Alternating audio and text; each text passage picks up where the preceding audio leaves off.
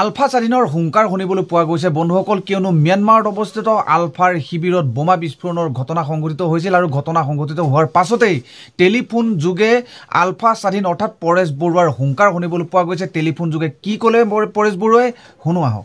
এই ঘটনাটো সত্য।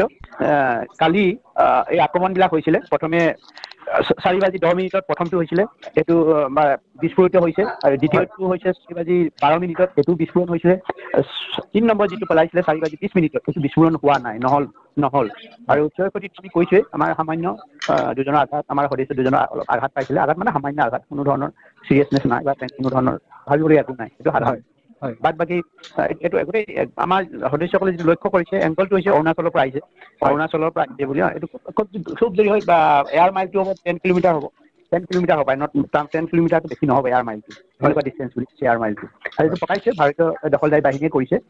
এইটো কি কাৰণে কৰিছে আৰু কি কাৰণে বুলি নহয়, আৰু সেইটো আছেই, আমাক একেবাৰে নিষেধ কৰাই পৰিকল্পনা আছে।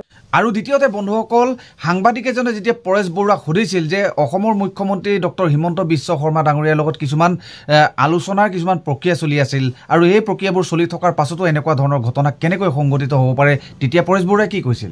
কাৰণ এইটোও হ'ব পাৰে, কাৰণ দেখাইছে এইটো হয়তো চাব ষ্টেণ্ডাৰ্ড ভয় খুৱাই পেপুৱা লগাই আলোচনাত বা বহিব লাগে বা বহুৱাবলৈও বিচাৰিছে। আৰু কিছুমান হয়তো ইয়াৰ বিৰোধো থাকে, যেনেকৈ আমাৰ প্ৰথম PCG তিনিলানি সময়তে যিটো এটা ভাল এটা সুন্দৰ এটা আলোচনা হৈ থকা সময়তে আমাৰ 8জন ল'ৰাক হত্যা কৰিছে। এই এনে পৰিকল্পনা, এইবিলাক পৰিকল্পনা থাকে। কিন্তু দখলদাৰী বাহিনীয়ে কেতিয়াও সিহঁতে অসমৰ পৰা অসমলৈ এটা মানে স্থায়ী সমাধানৰ যিটো সংঘাত চলি আছে স্থায়ী সমাধানটো নিবিচাৰে।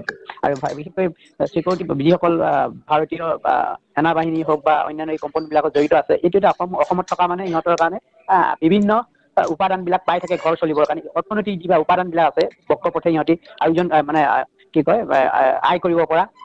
ইয়াত অসমখন ভৰপূৰেই, বিশেষকৈ অসমখনে নহয় গোটেই আমাৰ ৱেষ্ট অঞ্চলতে এইটো ব্যৱসায় চলি আছে। সেনা হওক বা অন্যান্য যিবিলাক চিকিউৰিটিৰ লগত জড়িত আছে, সেই ব্যক্তিসকলে ইয়াৰ পৰা প্ৰচুৰ টকা পইচা কমাব পাৰে।